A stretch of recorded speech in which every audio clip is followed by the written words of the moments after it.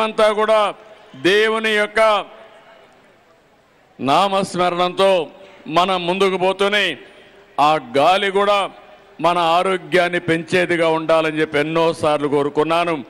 దానికి ముందుకు వస్తానని చెప్పి కూడా నేను మీకు తెలియజేస్తున్నా. ఈ ఒంటె మెట్టని ఒక బ్రహ్మాండమైనటువంటి టెంపుల్ టూరిజంగా తయారు చేయడానికి ముందుకు పోతాం. ఇక్కడే పక్కనే ఆ రోజు నేను చూశాను, చెరువు కూడా బ్యూటిఫికేషన్ కోసం పనులు ప్రారంభించాం. ఇక్కడ ఎవరైనా వస్తే ఒక 2-3 రోజులు ఇక్కడ ఉండడానికి దీన్ని ఒక పర్యాటక కేంద్రంగా పవిత్రమైనటువంటి టూరిజం హబ్గా మనం తయారు చేసుకోవాల్సిన అవసరం ఉంది. ఈరోజు దేవాలయాలు అనేటివి మన వారసత్వ సంపద. మనం ఈ విషయం గుర్తుపెట్టుకోవాల్సిన అవసరం ఉంది. ఈరోజు ఈ దేవాలయాలు రాకపోతే మన కుటుంబ వ్యవస్థ ఉండేది కాదు. ఈరోజు ప్రపంచంలో ఏ దేశానికి లేనటువంటి ఒక గొప్ప వారసత్వ సంపద భారతదేశంలో కుటుంబ వ్యవస్థ. ఈరోజు మన కుటుంబం కోసం మనం ఆలోచిస్తాం, ఒకరికొకరు భద్రత ఇస్తాం, కష్టాల్లో ఉంటే ఆదుకుంటాం. ఇలాంటి వ్యవస్థ ప్రపంచంలో వేరే దేశాల్లో లేదు. అలాంటి వ్యవస్థను కాపాడుకొని మన తర్వాత కూడా మన వారసులకు మనం అప్పజెప్పవలసిన బాధ్యత మనందరిపైన ఉందని చెప్పి కూడా నేను మీకు తెలియజేస్తున్నా. నాకెప్పుడు కూడా శ్రీరామచంద్రుడు ఒక స్ఫూర్తి. రాముని పాలన ఇవ్వాలని, రామ రాజ్యం తేవాలని నా ఆకాంక్ష అని చెప్పి కూడా మరొక్కసారి తెలియజేస్తున్నా.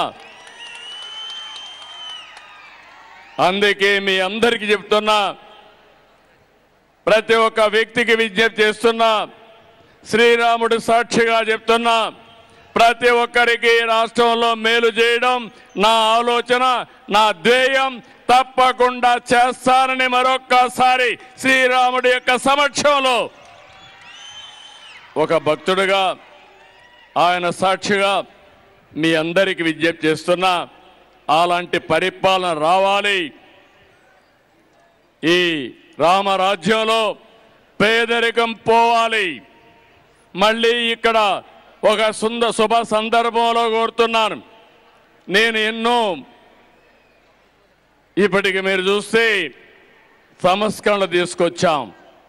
భారతదేశం ప్రధానమంత్రి నరేంద్ర మోడీ గారి నాయకత్వంలో 2047కి నెంబర్ 1 కానీ నెంబర్ 2 దేశంగా తయారవుతుంది. నా ఆలోచన ఒకటి, రామరాజ్యం అంటే స్వర్ణాంధ్రప్రదేశ్గా తయారు చేసుకోవాలి. స్వర్ణాంధ్రప్రదేశ్లో పేదరికం లేని రాష్ట్రంగా మనం ముందుకు పోవాలి.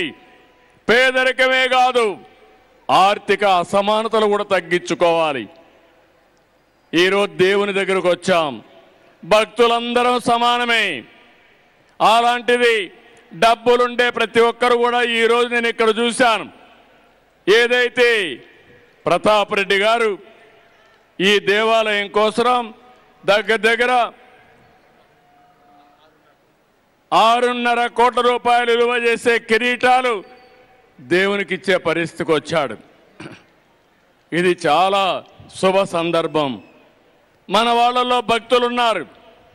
డబ్బులు సంపాదించడమే కాకుండా దేవుళ్ళకి ఆ డబ్బులు ఇచ్చి దేవాలయాలను కూడా ఎక్కడికక్కడ ప్రోత్సహిస్తూ ముందుకు తీసుకుపోయే పరిస్థితికి వస్తున్నారు. అలాంటి వాళ్ళందరినీ అభినందిస్తున్నా. ఇంకో పక్క మానవ సేవే మాధవ సేవ. దేవునికి సేవ చేయడం అంటే మనతో సమానంగా ఉండే పేదవాళ్ళని పైకి తీసుకురావడం చాలా ముఖ్యం అని చెప్పి కూడా నేను మీకు తెలియజేస్తున్నా. అందుకే మొన్నే నేను ఈరోజు కూడా మాట్లాడాను. ప్రతి ఒక్కరిని ఒక విషయం విజ్ఞప్తి చేశాను. మార్గదర్శి బంగారు కుటుంబాలు రాష్ట్రంలో 20-30 లక్షల కుటుంబాలు పేద కుటుంబాలు ఉన్నాయి, అట్టడుగునున్నారు. ఒక 10 లక్షల కుటుంబాలు ఆర్థికంగా పైనున్నారు.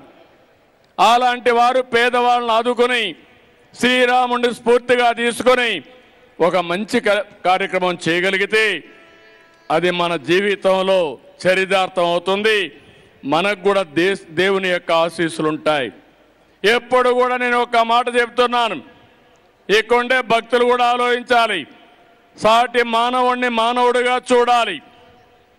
అందరి జీవన ప్రమాణాలు పెరగాలి. అదే రామరాజ్యం, అదే శ్రీరాముడు ఆకాంక్షించినటువంటి రామరాజ్యం అని చెప్పి మీకు తెలియజేస్తూ, అలాంటి శ్రీరామచంద్రుడి ఆలోచన ప్రకారం మళ్ళీ రామరాజ్య స్థాపన కోసం మీ ఆశీస్సులతో ముందుకు పోతామని చెప్పి తెలియజేసుకుంటూ, ఈరోజు ఒక పవిత్రమైన రోజు. మనమందరం కూడా దేవుని ఆశీస్సులు తీసుకున్నాం. అలాంటి సందర్భంలో మన కుటుంబం బాగుండాలని కోరుకోవడమే కాకుండా సాటి మానవుడు కూడా బాగుండాలని కోరుకొని ఆ సంకల్పంతో ముందుకు పోవాలని మరొక్కసారి అందరికీ విజ్ఞప్తి చేస్తూ, అందరికీ నమస్కారాలు. జై శ్రీరామ్. ఏడుకొండలవాడ వెంకటరమణ గోవింద గోవింద. ధన్యవాదాలు. అందరికీ నమస్కారాలు. జై శ్రీరామ్. జై శ్రీరామ్. జై శ్రీరామ్.